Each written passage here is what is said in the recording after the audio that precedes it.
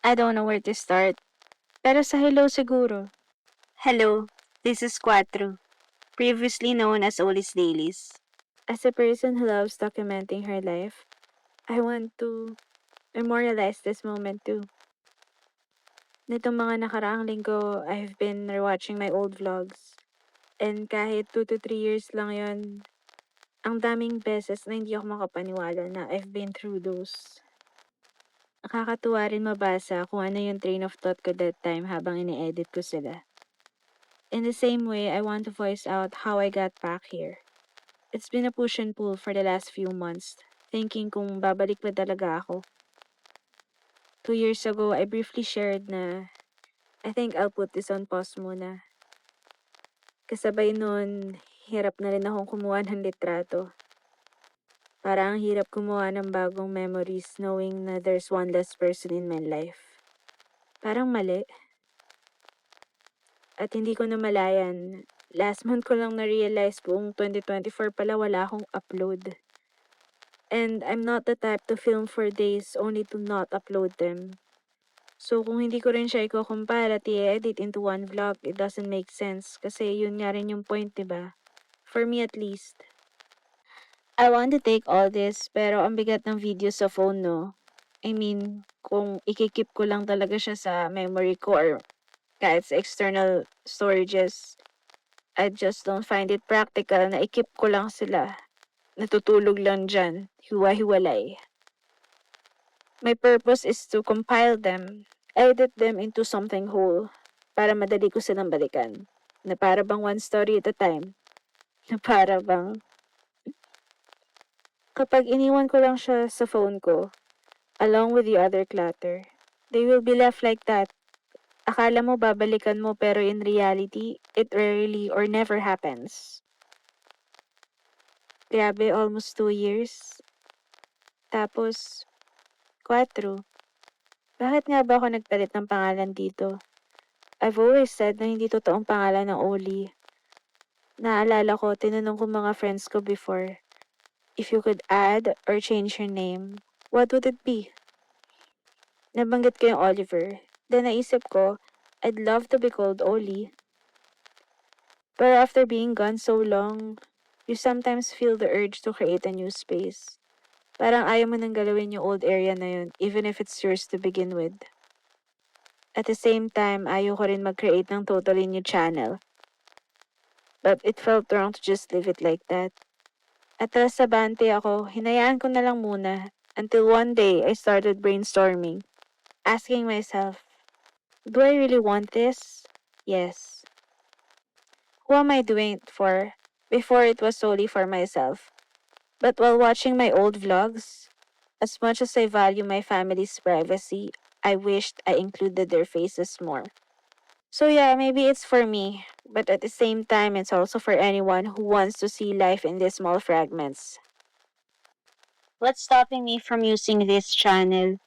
I was afraid na baka yung numbers of people following this would find it weird. Or baka kung may bagong viewer magtaka siya. Ang tagal niyang nawala, tapos nagpalit pa ng pangalan? Is anyone still here? Pero nung sinugot ko yung tanong na yon, dun ako natawa sa sarili ko. I kept saying I'm doing this for me, pero lahat ng reasons holding me back, puro for other people. And after thinking about it, I realized I don't really care. From there, everything felt easy.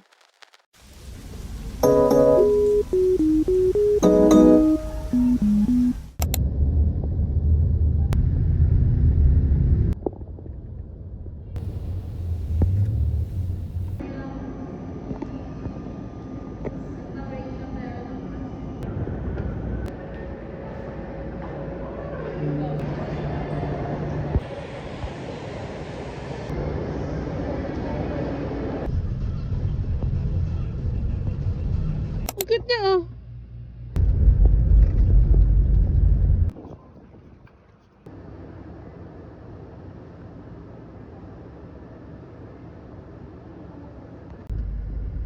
Baka nepo, baby. Charot.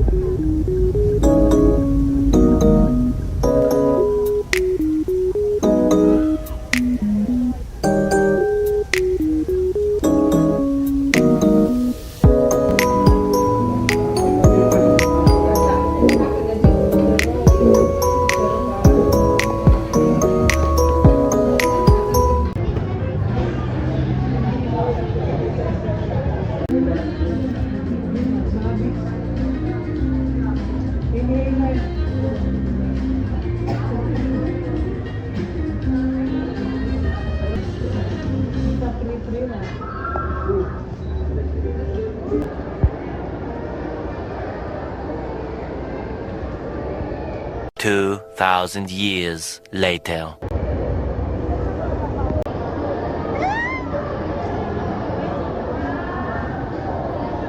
Ganyan.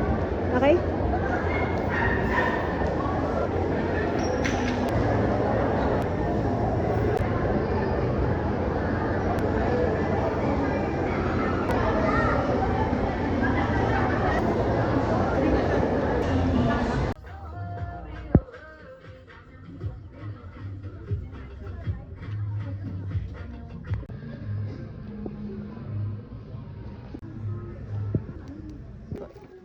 Ayan.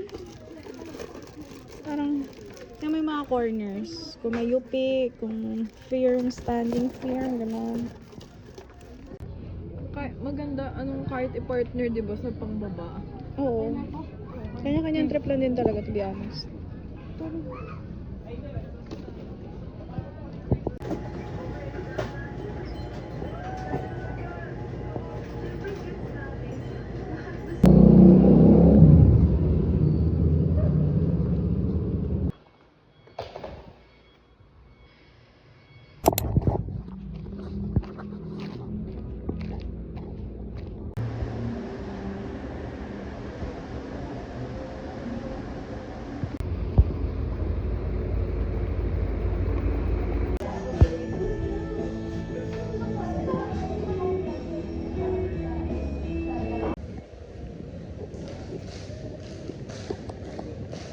팀보다 위대한 선수는 없다는 걸 알지. 팀보다 위대한 감독도 없는 거야. 나 하나 이렇게 됐다고 흔들리지 마. 알았지?